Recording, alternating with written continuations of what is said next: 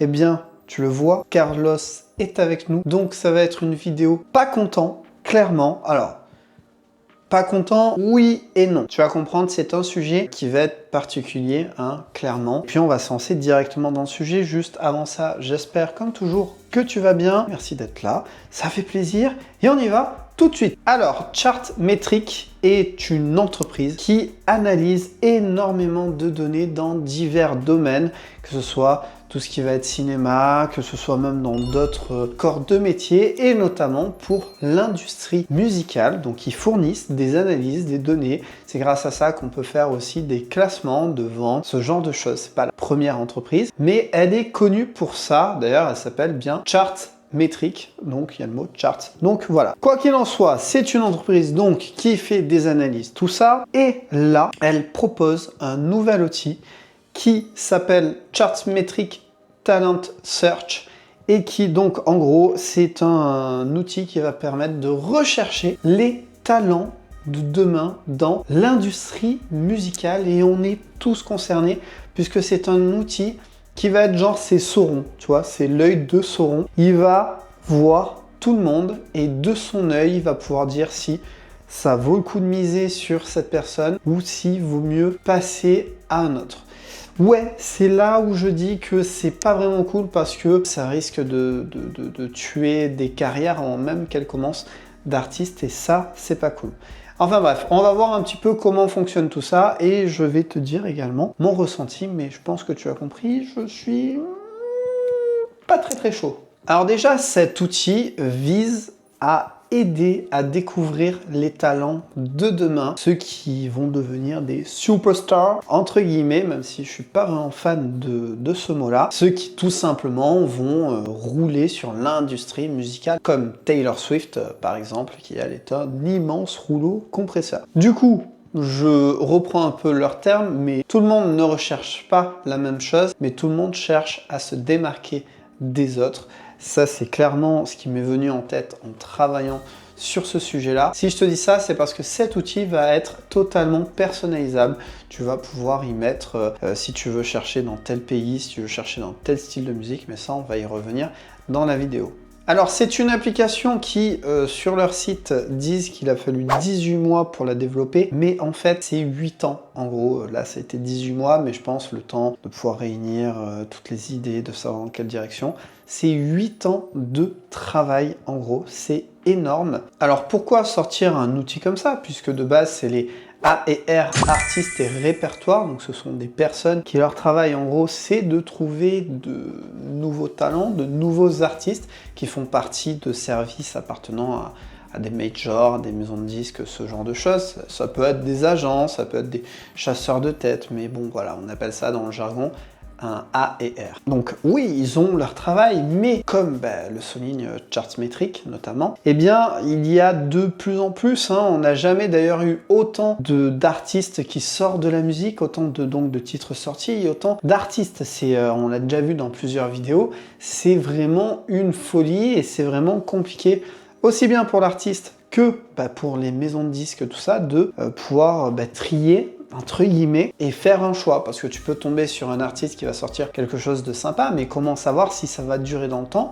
Comment savoir aussi s'il a vraiment de lui-même tout créé ou pas? Il y a vraiment plein de questions, des questions qu'on se posait pas forcément avant. Donc pour ce point-là, je comprends tout à fait. Et du coup, cet outil analyse plus de 10 millions d'artistes, c'est quand même une dinguerie. Je pense que ce chiffre ira évoluer forcément vers le haut plutôt que vers le bas. Et comment ça se passe? En fait, il va y avoir 6 signaux, ce qu'ils appellent des signaux, c'est des catégories tout simplement, qui va être analysé et il va y avoir une note de 1 allant à 10 en sachant que 10 c'est très bien et 1 c'est pas fou, tu vois. Du coup, tu l'auras compris, c'est grâce à ces signaux, ces catégories, ces indicateurs tout simplement, que tu vas pouvoir te dire si on peut miser sur cet artiste ou pas, si ça va donner sur du long ou du court terme. Alors ça paraît très froid, puisque là on parle d'analyse, de chiffres, c'est-à-dire qu'avant même de voir l'artiste, on va se fier aux chiffres. Et c'est ça qui est peut-être un peu chaud dans l'histoire, parce que tu vas avoir des chiffres et juste par rapport à ces chiffres, si ça rentre pas dans ce que tu veux, tu vas te dire next. Et là, par contre, c'est un peu tendax, parce qu'autant si tu rencontres l'artiste, tu te dirais « Ah ouais, mais j'aime bien son style, sa dégaine, ou sa façon de parler, ou il y a vraiment quelque chose. » Et là, pour le coup, on sait, même si derrière, il y aura de la recherche sur l'artiste ou autre, il y en a, ils vont, hop, passer à la trappe, à l'oubliette comme ça. Et le pire, c'est qu'autant, il y en a, ils vont passer à la trappe comme ça, et autant 3 ans après, force de persévérance, ou je sais pas, ou peut-être parce que quelqu'un d'autre leur aura donné la chance qu'on ne leur aura pas donné, eh bien, ils auront réussi à percer et à augmenter leurs chiffres, et peut-être là, se faire contacter. Enfin, ça serait quand même très drôle dans l'histoire. Du coup, les signaux sont divisés en 2 catégories. Comme tu peux le voir, il y a les indicateurs de performance donc, qui sont sur la gauche. Et ça permet d'examiner les tendances de croissance en fonction de l'engagement des utilisateurs, de la croissance constante sur les différentes plateformes et de la prise en charge de la mise en playlist, c'est-à-dire si les playlists éditoriales, par exemple de Spotify, de Deezer, etc., s'ils sont mis dans ces playlists éditoriaux, c'est plutôt une bonne chose en général. Ça veut dire que les plateformes de streaming soutiennent ou apprécient cet artiste. Et comme je l'ai expliqué, tout ça c'est noté de 1 à 10 et forcément si tu as 10 ou que tu es au plus proche du 10, c'est que c'est très bon pour toi. Si tu es plus vers le 1, alors ça veut pas dire que tu es nul, hein. Ça veut juste dire que il y en a, ils vont se dire ouais, next. Tu sais, ça, en fait, ça va être un peu comme un Tinder, j'ai l'impression, sauf qu'au lieu d'avoir des photos, c'est juste avec, alors, 1, 2, 1, allez, non, hop, 1, 1, allez, non, hop. Ça va devenir un truc, parce que ça... Enfin bref, continuons. Du coup, maintenant, sur la partie droite, il y a les indicateurs contextuel, c'est comme ça qu'il l'appelle. C'est l'interprétation de l'utilisateur qui inclut des indicateurs qui évaluent le soutien de la recherche éditoriale.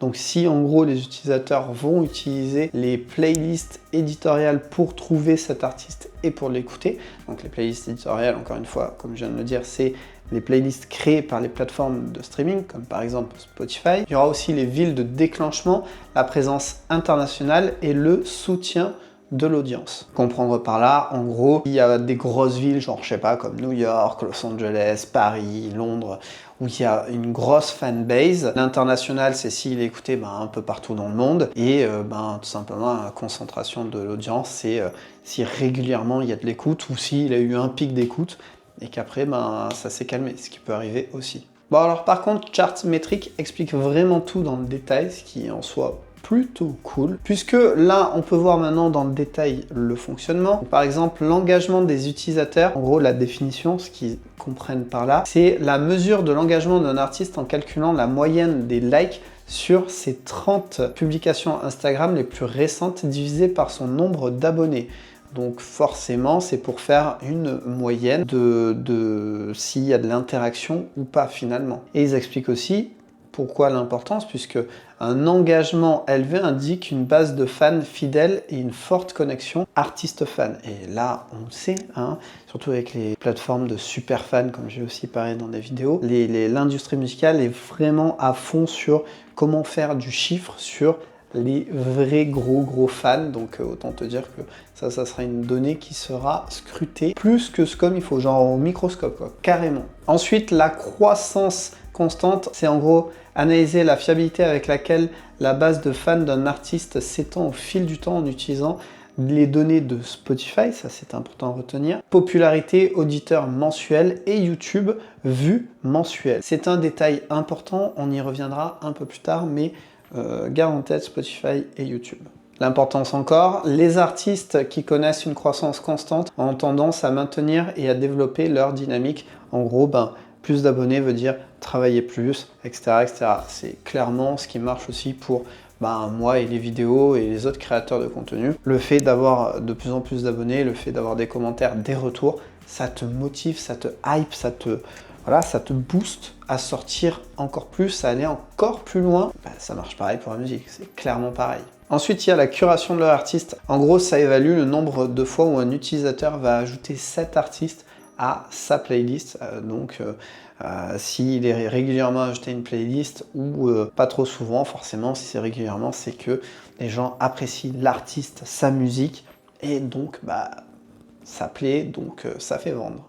Après, il y a la curation éditoriale, c'est ce qu'on a vu, c'est si les plateformes de streaming mettent en avant cet artiste dans ses playlists, c'est qu'il est apprécié, c'est qu'il va être encore plus vu, c'est qu'il va faire du pognon, voilà, tout simplement. Et donc, ça plaît à l'industrie musicale. Les villes déclencheurs, c'est ce que j'ai expliqué aussi. Là, ils vont se baser sur des grosses villes qui ont un gros potentiel de faire développer la fanbase. Et c'est basé sur Spotify et YouTube. Le développement à l'international, est-ce que je dois vraiment expliquer ?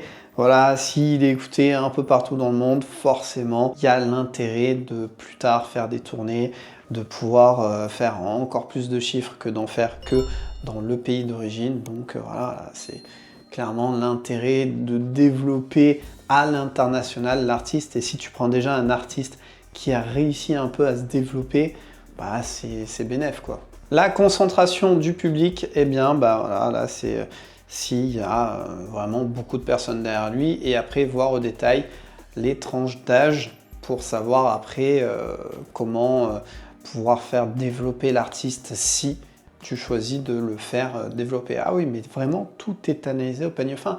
Et du coup, j'ai dit au début de cette vidéo que cet outil sera totalement personnalisable via un filtre de recherche. Tu vas pouvoir chercher le genre, la région, le genre et pronom, le stade de carrière. Donc en gros, si d'après les chiffres, il a une bonne fanbase, ou il commence, ou voilà, il est plutôt bien développé. Les dynamiques récentes, donc si les stats en gros de ce que ça doit donner, j'imagine, sur, je sais pas, peut-être les 30 derniers jours, quelque chose comme ça. La première version, dernière version, le pays, les labels affiliés, donc carrément s'il a été dans telle maison de disques ou telle maison de disques, hommes, femmes, etc. Enfin, tu vas avoir plein de possibilités de choix pour trouver ta petite pépitasse, tu vois. Alors cet outil est payant, hein. Il faut que tu aies un abonnement et que tu sois en premium ou en ultra, quelque chose comme ça. Je ne connais pas le prix, je ne suis pas abonné à Chartmetric professionnellement, donc j'ai pas d'abonnement que je paye ni un. Mais voilà, c'est l'info que je peux donner, parce que peut-être que tu vas tomber sur cette vidéo et que tu pourrais être chaud. N'hésite pas à aller voir directement sur leur site. Surtout que là, le but c'était de te le présenter, et maintenant on passe à la phase où on va analyser ça et je vais te dire ce que j'en pense. Bon, alors déjà, le marché des artistes, le mercato comme certains pourraient l'appeler, ça existe, hein. Ça existe depuis très longtemps maintenant. C'est pas un problème. Le truc, c'est que avant, donc c'était principalement les A et R qui bossaient sur ça. Alors eux aussi, hein, ils travaillent à base d'analyse et tout, hein, ils vont pas forcément sur le terrain. Mais on va dire que les prédictions, puisque là, encore une fois, hein, Chartmetric le dit, c'est quand même de la prédiction. Ils peuvent pas se vanter de dire qu'à 100% ils sauront comment la carrière va se dérouler d'un artiste. Tu peux pas dire, c'est pas possible. Mais les prédictions d'avant étaient peut-être moins fiables, moins précises. C'est un peu, tu vois, comme la météo. Il y a des années de ça, la météo n'était pas aussi précise que maintenant. Maintenant, quand tu regardes sur ton téléphone, ça peut même te dire que de 15 à 16, il va pleuvoir et qu'après, tu as un beau soleil. Bon, ok, clairement, c'est pas comme ça que ça se passe souvent. Ça va être un petit peu pareil pour cet outil. Il va aider, mais en même temps, ce qu'il va te dire, ça veut pas dire que ça va arriver. Il va falloir tenir compte de plein d'autres choses en supplément. Mais là, avec l'arrivée de cet outil, ça va clairement être la bourse à l'artiste. Moi, je le vois comme ça, et je le vois pas d'un bon œil. Parce qu'en gros, tu vas pouvoir décider de la carrière d'un artiste qui lui-même n'aura même pas décidé quelque chose sur sa carrière, comme ça. C'est-à-dire que tu vas regarder ses chiffres, et si tu te dis non, next, tu vas peut-être mettre à la poubelle un artiste qui aurait pu vraiment se développer et apporter quelque chose à l'industrie musicale. Ok, c'est du business, ça, il n'y a pas de souci, mais c'est de l'artistique aussi.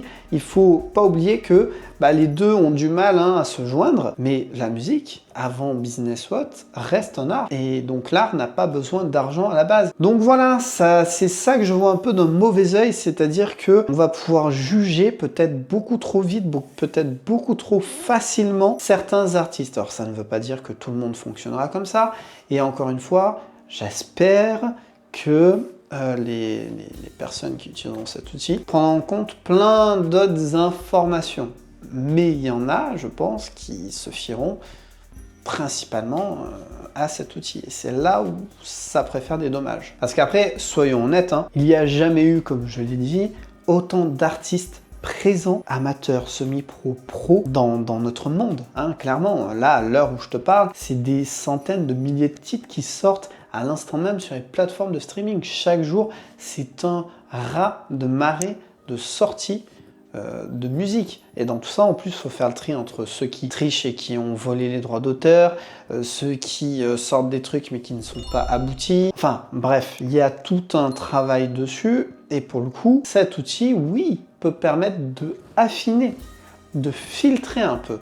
Ça, c'est pas un problème. Mais il faut bien qu'il ait cette fonction-là. Parce que, oui, avec tout ça, le travail des personnes, les AR et tout ça, ben, il doit être conséquent. Parce que pour trouver des gens maintenant, des artistes, alors c'est pas que c'est difficile, en fait c'est un paradoxe. Il y a tellement d'artistes que pour trouver un artiste qui te convient, c'est dur. Alors qu'avant, il n'y avait pas autant d'artistes. Et du coup, tu pourrais te dire, bah, s'il n'y en avait pas autant, c'était peut-être plus dur. Oui et non, parce qu'il n'y en avait pas autant, mais la visibilité était...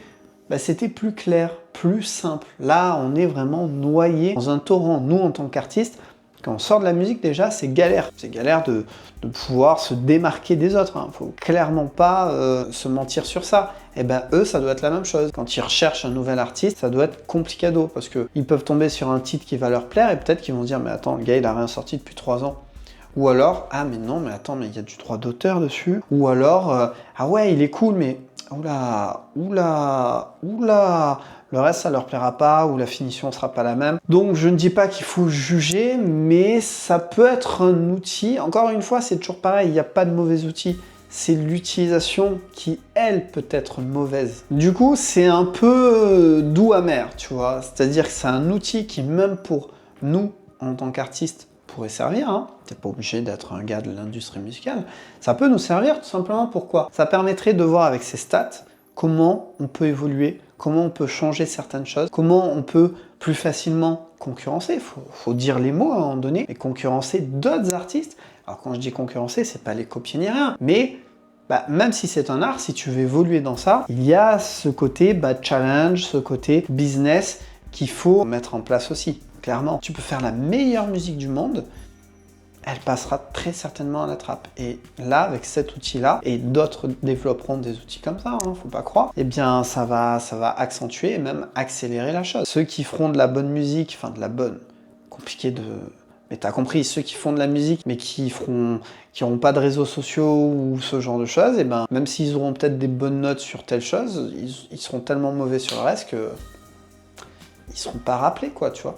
Ils seront mis sur le banc de touche. C'est là où du coup il y a ce doux amer et c'est là où du coup ça peut nous servir en tant qu'artiste à se dire ah attends mais regarde là je suis pas très bien noté, peut-être que si je fais ça, je sais pas. Après il faut voir vraiment comment fonctionne cet outil, il faut voir comment il va être utilisé parce que je me dis aussi, enfin les styles de musique tu vois des fois ça pop comme ça, il y a des nouveaux styles qui peuvent naître aussi. Si c'est pour que un style soit éliminé avant même qu'il apparaisse parce que les quelques artistes qui font un petit peu ce style-là, vu qu'ils sont outsiders, hop, on va pas les mettre sur le devant de la scène. Ça pourrait enlever un côté forcément à l'artistique, un côté à la richesse musicale, et ça, ça serait dommage et ça ne servirait pas l'industrie musicale ou même la musique tout simplement. Et je pensais aussi, je disais que ça peut éviter qu'un style de musique se mette en place, mais l'industrie musicale pourrait faire en sorte de mettre un style qui les arrange ou qui les avantage plus qu'un autre. Je sais pas, admettons,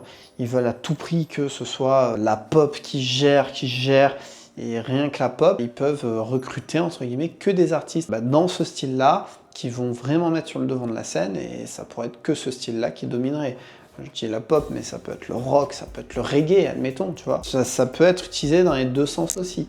Après, il ne faut pas oublier que celui qui est décideur à la fin, c'est l'auditeur, mais bon, l'auditeur, des fois, il suit juste le mouvement, tout simplement, quoi. Donc, à voir. Et le dernier point, c'est, comme je t'ai dit de le retenir, ça se fie principalement à Spotify, YouTube et Instagram. Et c'est dommage, alors ça va sans doute évoluer, j'imagine, mais même si c'est les gros, hein, Spotify, c'est celui qui domine, YouTube aussi, enfin, voilà. Il y a des artistes qui vont avoir une communauté qui se seront forgés au fil du temps ou pour X raisons qui se sera fait sur cette plateforme, comme Deezer par exemple. Ils auront une grosse communauté dessus et sur Spotify par exemple, ils auront pas une grosse communauté ou une communauté beaucoup plus réduite. Comme admettons Instagram, ils pourraient avoir une communauté plus sur, je sais pas, TikTok ou Facebook. Donc c'est bien parce que bah, c'est les plus gros, ok, mais ça peut ne pas du tout être représentatif de l'artiste, et ça, faut en tenir compte. Si l'artiste, lui, il avait commencé avec, je sais pas, que Deezer pour X raisons, ou que TikTok, ou même YouTube, il est absent parce que ça ne l'intéresse pas, bah, c'est dommage, parce qu'autant tu as un artiste avec une grosse communauté, en plus qui fait de la musique qui plaît, etc. Toi, tu vas te dire, ah, mais non, mais sur YouTube, ils sont genre, je sais pas moi, que 1000, alors qu'autant sur Deezer, ils sont 10 000, tu vois. 10 000, et sur les 10 000, il y a 8 000 actifs. Enfin, voilà. Donc après, encore une fois, ceux qui font ça, ils sont pas débiles, hein. Imagine qu'ils vont utiliser toujours les moyens qu'ils ont jusqu'à présent, faire leurs propres analyses et tout, mais voilà, on sait comment c'est. Certains vont utiliser l'outil d'une certaine manière qui sera pas une bonne manière, d'autres, voilà, qui feront un mix. Moi, c'est ce que je crains un peu, c'est vraiment qu'on juge directement via cet outil, via l'œil de Sauron, tout simplement.